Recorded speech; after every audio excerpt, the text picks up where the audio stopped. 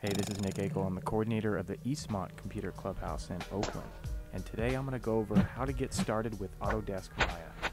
The first part of this guide is going to be about moving around, so don't worry about all the buttons and dials that are all around the screen. All we're going to do right now is just move around and kind of get started with how to navigate in the program. So as you click your mouse and drag and do things, you'll notice nothing moves. The trick is you need to hold the Alt key down on your keyboard. Once you hold the Alt key, you can click your left mouse button and you can start rotating. Depending on what direction you turn, you can move around your little palette here that you're going to work on. The next way to move is to slide around, and that is Alt and click in your middle mouse wheel like a button. And then you should move and kind of slide around the palette. All right, the people at Autodesk must have really liked zooming in and out because they gave you 3 different mouse keys to perform the exact same function. The first one is hold down Alt, click in your left mouse key, and the middle mouse wheel. Click it like a button.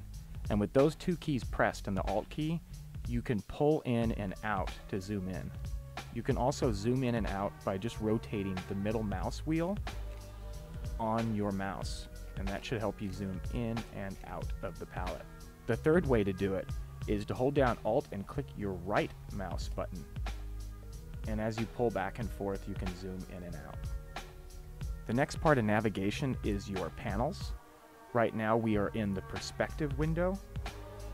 See it down here, it says perspective.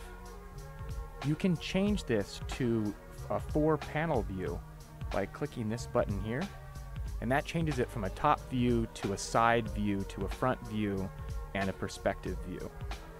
The shortcut for the 4-panel view is just by hitting the spacebar on your keyboard, and you can see different windows. This is top, this is front, and this is side.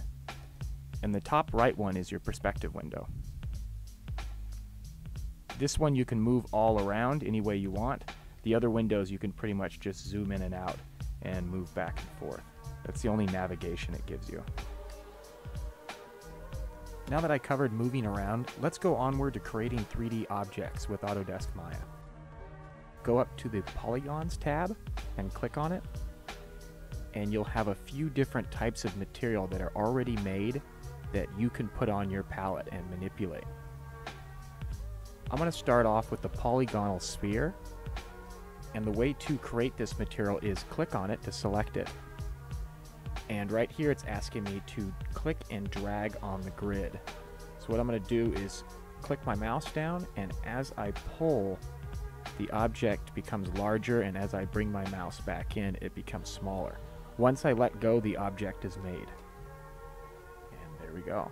I'll use the navigational keys I talked about in the previous part to move around my object.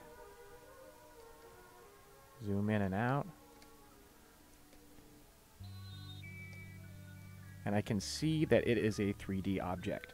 To get rid of this object, just hit the delete key on your keyboard and it goes away. And we can make something new. I'm going to make a polygonal cube. This is going to be a little bit different. So you click on the grid and drag to first set how big your rectangle or square should be. And afterwards you drag up to select the height of that cube.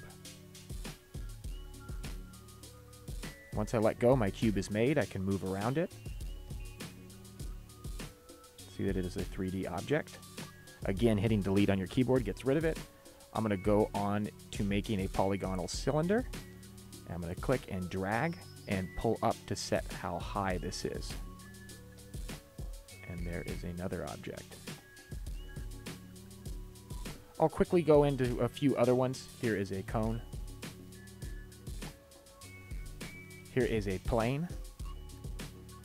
Here is a pyramid shape. Here is a pipe. So I can set the size of it, and then I'll pull up to set how high it is. There is also a donut shape. And then you click and drag how thick that donut shape should be. Once you let go, your object is made. All right, really quickly, I'm going to create a few objects, and then I'm going to go over the different type of shading displays you can look at. So I'm going to go ahead and make a sphere, a cube, cone, make this kind of donut shape, and I'll make a pipe. I can see my objects there on my palette. So the way to change the shading modes is with the keys on your keyboard. Pressing 4 on your keyboard is the mode we're looking at now, and this is wireframe mode. If I press 5 on my keyboard, it will show the objects with a skin around the wireframes. If I press 6, it will show the shaded and textured display, but I haven't added any textures to my objects yet, so it looks exactly the same as if I press 5 on my keyboard. There's no difference right now. Number 7 is to use the lights, but right now I don't have any lights, so my objects are pitch black. So I'm going to go back to pressing 4 on my keyboard to go into the wireframe mode. And I'm going to show you real quick, if I use my navigation tools and move really far away from my objects, in this case, that they're gone, I'm going to move way away, and I don't even know where my objects are anymore. The quick shortcut way to get back to your palette and your objects is just hit F on your keyboard. F is find. It will immediately zoom in to your palette and show you your objects. So I'm back. In case you ever get lost, this is a great shortcut. Now that I've gone through creating objects, let's move onward to manipulating objects.